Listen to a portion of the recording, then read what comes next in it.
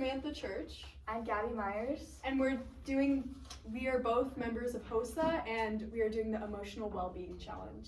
And our topic for that is the health equity gap, impact on mental health and substance abuse within the LGBTQ+ community.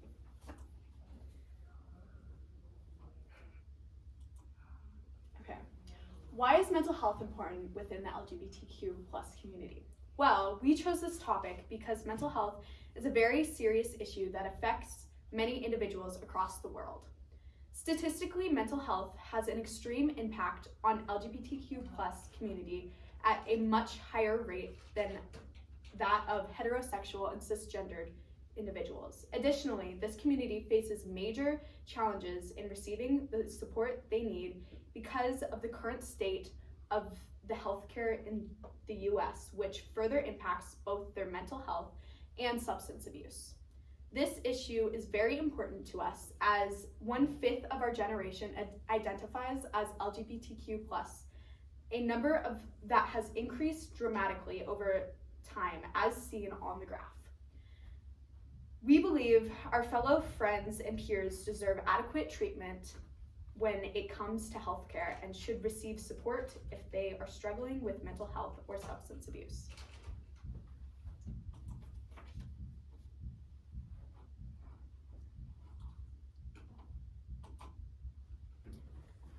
In fact, 40% of all LGBTQ+ youth who have considered suicide within the last year, compared to 18.8% of all adolescents. The LGBTQ+ community has community's higher risk of mental health. Attention staff, please join us in the quad for campfire songs and s'mores. Thanks. Good thing that this isn't. We'll re-record this. Yeah, we'll re-record. Plus, the lack of help they receive accounts for their position in the health equity gap. Okay. The CDC defines the health equity gap as a state in which everyone has a fair and just opportunity to attain their highest level of health. People who identify as LGBTQ are at a risk of much poorer mental health and substance abuse, plus some physical health conditions compared to their cisgender and heterosexual counterparts. They also have much less healthcare access, so that's a big part of this health equity gap.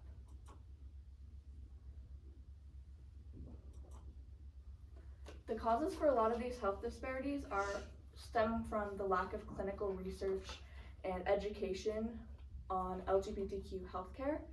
So since our society is so heteronormative, a lot of healthcare professionals may not be aware of the disproportionate struggles LGBTQ individuals face that lead them to at higher risk for some health conditions. So because of this, they may not know how to approach treatment or care for LGBTQ people. And a lot of these conditions include HIV, AIDS, cervical cancer, and some mental health conditions such as anxiety, depression, and PTSD. This also includes some gender-affirming care. There's a lot of stigma around LGBTQ+ healthcare in the industry, mainly around some of these health conditions that I mentioned, and also just stigma around being LGBTQ in general. In fact, from 1952 to 1973, homosexuality was defined as a sociopathic personality disturbance in the American Psychiatric Association. This goes to show how unaccepted and stigmatized being LGBTQ can be in the healthcare industry.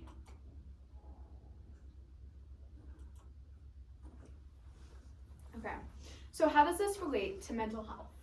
Well, as we've mentioned, heteronormative culture creates stigma and often causes bullying among youth and adults. Bullying someone because of their identity can be very harmful and will often stick with them throughout their entire life. Facing harassment because of something you can't control can often cause identity crisis or self-hatred, which are both linked to mental health conditions.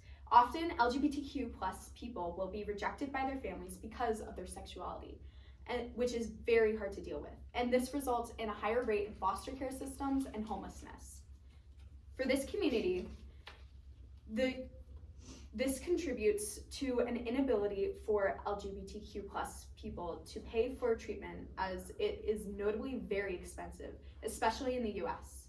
especially since, as mentioned, insurance doesn't cover lots of LGBTQ plus treatments, which is another factor of poor mental health. Lack of gender-affirming care for the trans community can lead to gender dysmorphia and has a poor impact on mental health as well. Lastly, LGBTQ people face violence and victimization because of their identity, which puts them at a higher risk for health conditions.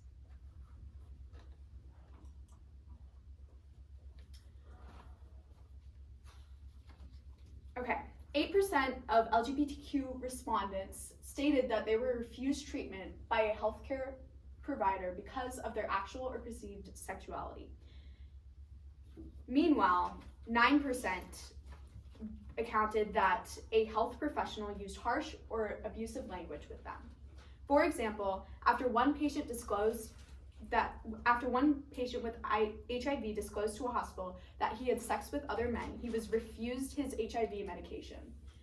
Another example, a transgender teenager who was admitted to a hospital for suicidal ideation and self-inflicted injuries was repeatedly misgendered and discharged early by the hospital staff.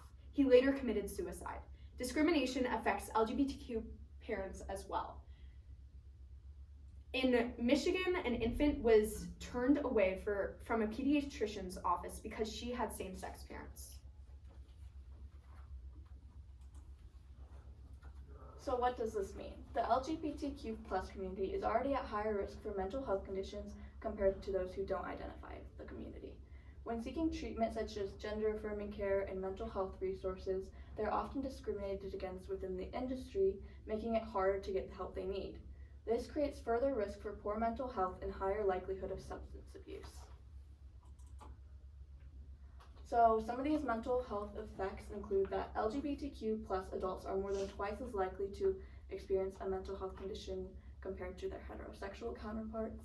And then transgender individuals are almost 4 times as likely to experience a mental health condition compared to cisgender individuals. LGBTQ plus youth are more than twice as likely to report persistent sadness or hopelessness. LGBTQ plus high school students are more than 4 times as likely to have attempted suicide, and 40% of transgender adults have attempted suicide in their lifetime, compared to less than 5% of the general population.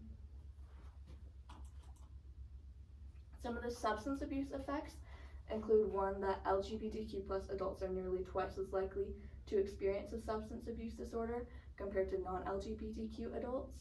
And then transgender individuals are almost 4 times as likely to experience a substance abuse disorder compared to cisgender individuals.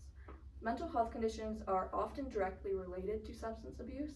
Substances such as drugs and alcohol are often used as a form of self-medication, and certain drugs can cause symptoms of mental health conditions. Shoot. Okay.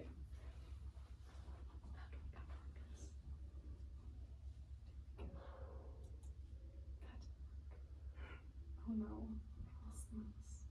If you use the little roller ball, it will go back. Oh.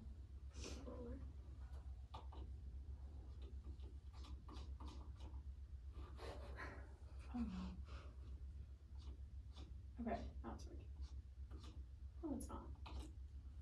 Please pause. Yeah, click on the back. Okay. Okay. It is clear that the LGBTQ plus community disproportionately faces many struggles that lead them to poor mental health conditions and substance abuse. So how is learning about health disparities within the LGBTQ plus community important to us as future health professionals? Well, most of you all are planning to be a health professional in the future, so it's important that you can treat patients the best that you can, and this includes every patient, so the LGBTQ population too. By learning about their struggles that lead them to having a higher chance of depression, anxiety, and suicidal thoughts, plus some substance abuse issues, you can better approach treatment and improve practice. By helping to destigmatize sexuality in healthcare, this is crucial as we've defined the health disparity. A lot of this disparity is caused by stigma, so by destigmatizing sexuality, you can help close the health disparity gap. For me specifically, I think that I can use knowledge on LGBTQ+, the health disparity gap, to support patients and make them feel comfortable opening up at my place of practice or a hospital, by not assuming sexuality or gender or passing any sort of judgment to patients, and also recognizing their disproportionate struggles and normalizing talking about sexuality. Because I want to be a pediatrician, knowledge of the LGBTQ plus mental health aspects will be very important. And because I'm going to be dealing with patients ages 0 to 18, there's likely going to be lots of kids and teens trying to come to terms with their identity. And I need to be there to support them, and I need to make sure that I have a welcoming and accepting attitude, as well as being careful to take into account the language I use in order to not add on to any of their mental stress that come along with being LGBTQ.